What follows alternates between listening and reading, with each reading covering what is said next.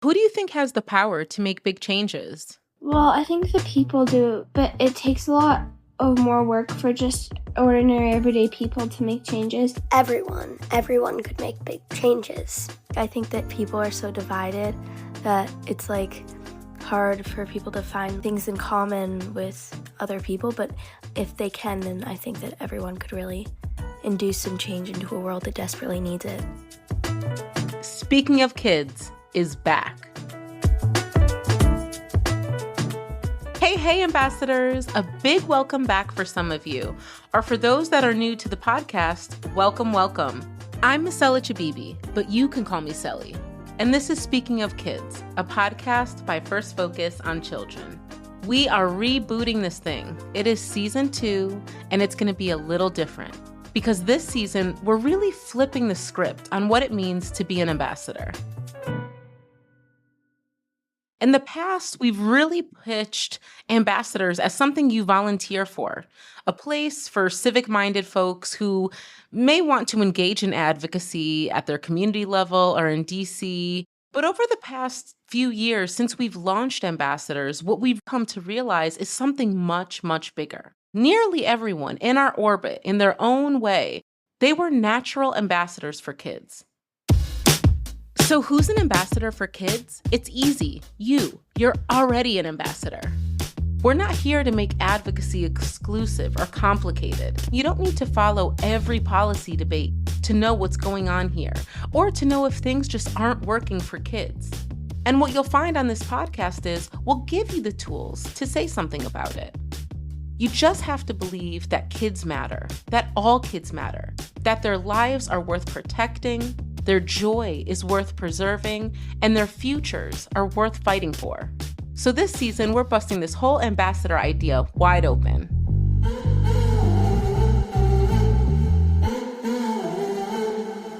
The reality is we need everyone. We need parents, teachers, teenagers, grandparents, people with kids, people without kids, and people who never stop being one in some ways, kind of like me.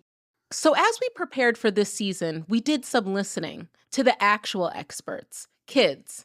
And folks, they did not hold back. Check this out. What would you tell a group of adults who are supposed to help kids? That mental health matters, because I think that that's a really big thing for especially kids. You're really screwing things up right now. That not every kid is the same, and just because they're kids doesn't mean that they all have the same interests and they're not all the same, they're completely different, and that you have to get to know them. How terrible school is. You have to sit in a very, very uncomfortable chair for 7 hours of the day.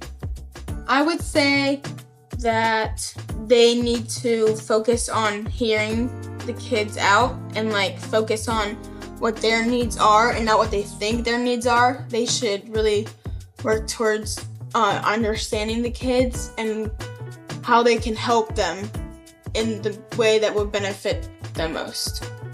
3-day school weeks. That's all I have to say. Do you feel that grown-ups listen to you? Yes, I think they listen and help us when everything is hard. I wish they would treat us as they would treat others their age, that we are all human and we're not just some kid that doesn't know anything. We have our own thoughts and opinions, Yeah, mostly, if you catch them at the right time. Not really. I'm just a kid. I don't know how to do stuff, that big stuff. It depends, but not really. I think it's definitely more you're just a kid, you don't know what you're talking about. I think that some grown-ups are really good at being patronizing and some grown-ups are really good at being understanding. So here's what you're getting this season. An economist. I know. I heard somebody roll their eyes, but hear me out. An economist who makes the whole thing start to make sense. Really, really make sense. A librarian who turns joy into a form of public service. A labor journalist who thinks kids belong in the fight for fair workplaces. Parents juggling systems that weren't built for them. And teachers who show up every day in any way they can for their kids. You're going to hear people who challenge what's broken. people who make you laugh when talking about really hard stuff, which I always appreciate, and people who carry both rage and hope in the same breath and still show up for the next generation. I was not always in child advocacy. When I first started my career, it was really centered around nonprofit fundraising.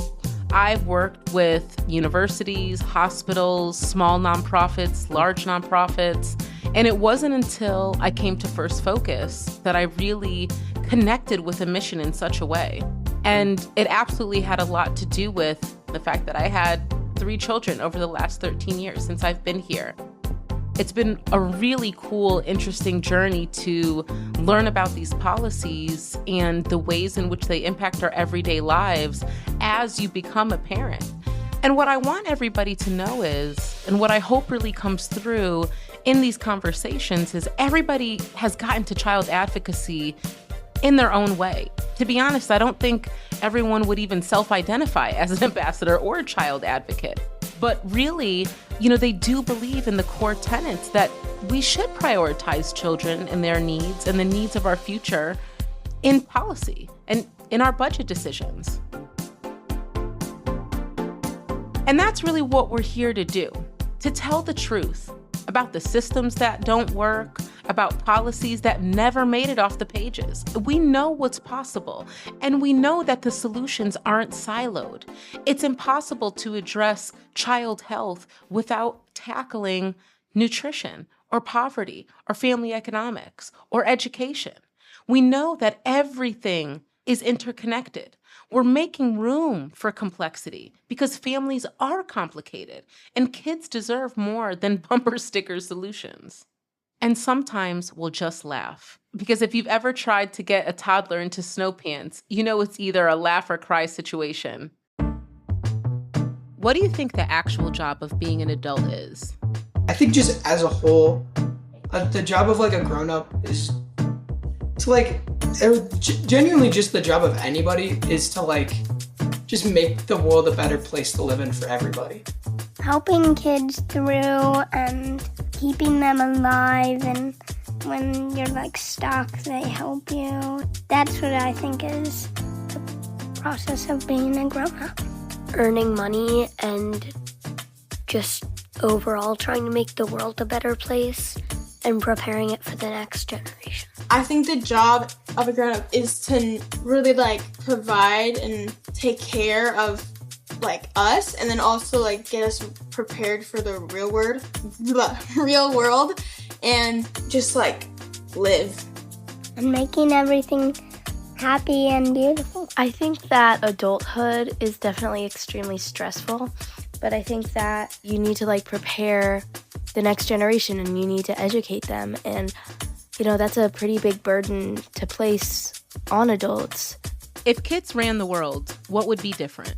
I think it would be more chaotic, but also more harmonious. There wouldn't be a government or maybe as many laws and stuff like that. I think it would just be kind of everyone for themselves, but also everybody working together.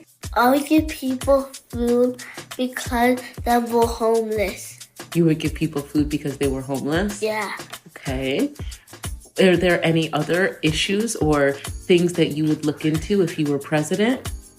I would give everybody homeless more money. It really depends on the kids. Some kids, it would turn into complete chaos. Yeah. And to some kids, it would get better and beautiful. I don't know about any problems, but if I were president, not right now, but when I grow older, I'd probably know all the problems and I'd try to fix them all. I don't know how I would fix them. If you were in a room and there were a group of adults and their whole job was to help kids, what would you say to them? Thank you for helping.